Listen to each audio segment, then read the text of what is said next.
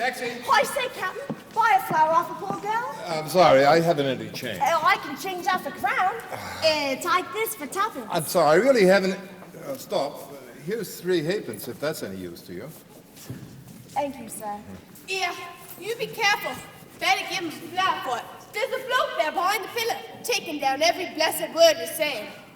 I ain't done nothing wrong by speaking to the gentleman. I've a right to sell flowers if I keep off the curb. I'm a respectable girl, so help me. I never spoke to him except to ask him to buy a flower off me. What's around?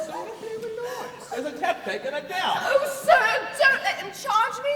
You don't know what it means to me. They'll take away my character and drive me on the street for speaking to gentlemen. There.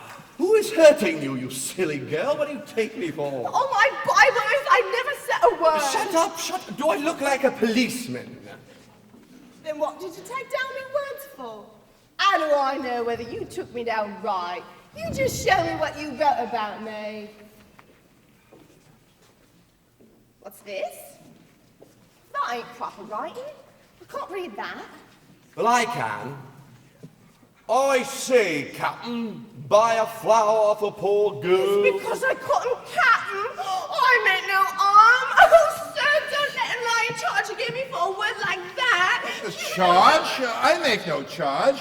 Really, sir, if you are a detective, you needn't begin by protecting me against molestation by young women until I ask you. Anybody can see the girl meant no harm. He ain't attacked.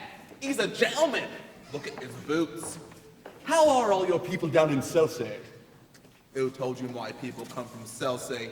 Well, never mind, they do. And how is it that you're so far up east when you were born in Listen Grove? Oh, what harm is there in you leaving Listen Grove? It wasn't fit for a pig to live in, and I had to pay 5 6 so Live where you like, just please stop that noise. Come, he can't touch you. You have a right to live where you please. I'm a cuckoo, I am. Tell me, where do I come from? Hoxton. Didn't say I didn't. Blimey, you know everything, you do. Tell him where he comes from if you want to go fortune telling.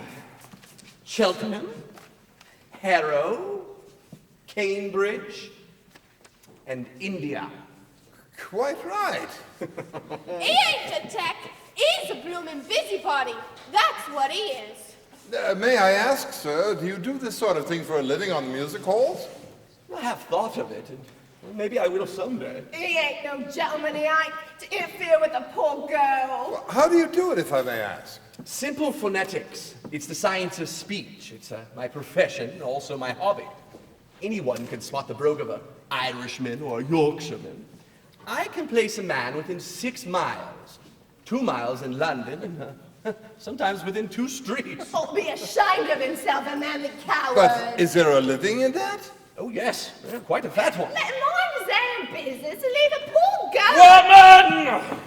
Stop this detestable boo-hooing instantly, or seek the shelter of some other place of worship. I've a right to be here if I like, same as you. Anyone who utters such depressing and disgusting noises has no right to be alive, no right to be anywhere. Remember, your language is the language of Shakespeare and Milton and the Bible.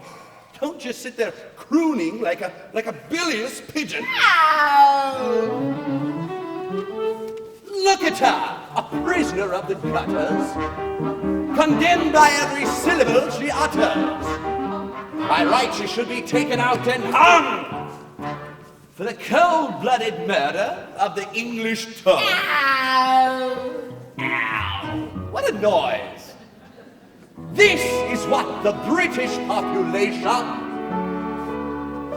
calls an elementary education. Come, sir, I think you picked a poor example. So have I. Hear them down Silver Square, dropping H's everywhere, speaking English any way they like. Well, you, sir, did you go to school? You pipe or a fool? Nobody's taught him cake instead of type.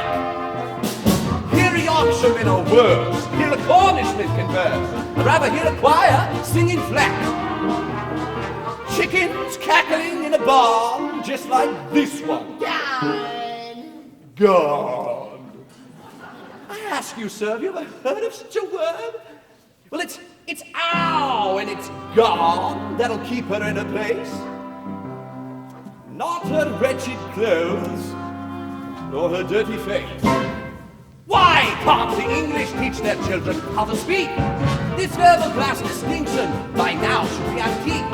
If you spoke as she does, sir, instead of the way you do, you might be selling flowers too. I beg your pardon. An Englishman's way of speaking absolutely classifies him. The moment he talks, it makes another Englishman despise him.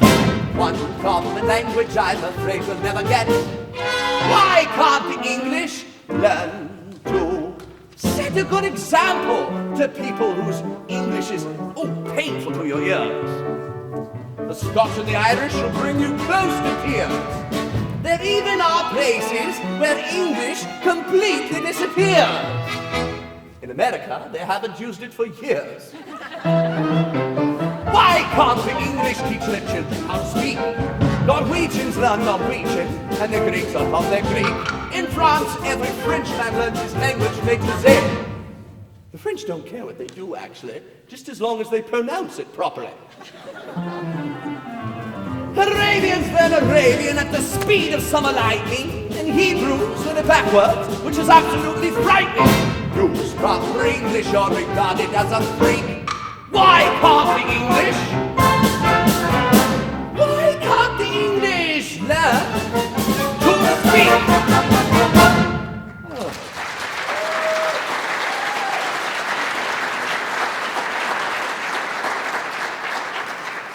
You see this creature over here with her curbstone English? The English that'll keep her in the gutter to the end of her days?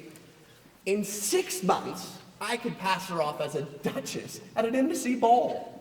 I could even place her as a lady's maid or a shop assistant, which would require better English. What's that you say? Yes, you squashed cabbage leaf. You disgrace to the noble architecture of these columns. You incarnate insult to the English language. I could pass you off as the Queen of Sheba. Taxi! You don't believe that, Count? Well, anything is possible. I myself am a student of Indian dialects. Are you? Well, do you know Colonel Pickering, the author of Spoken Sanskrit? I am Colonel Pickering. Who are you? I'm Henry Higgins, author of Higgins' Universal Alphabet. I came from India to meet you. I was going to India to meet you. Higgins! Pickering! Well, where are you staying? At the Carlton? No, you're not. You're staying at 27A Wimpole Street. Come with me, we'll have a jar over supper. Right you are. Why, flower kind sir? I'm short for me lodging. Liar. You said a moment ago that you could change half a crown. You ought to be stuffed with nails, you are! Here, take your blooming basket for 6 pence! Oh, yes, well, church bells, I suppose it's a reminder.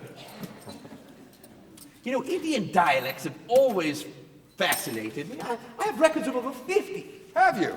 Did you know there are over 200? Oh, by George, it's worse than London. Ah! Ah! Ah! Shouldn't we stand up, gentlemen? We've got a bloomin' heiress in our midst. Would you be needing a butler, Eliza?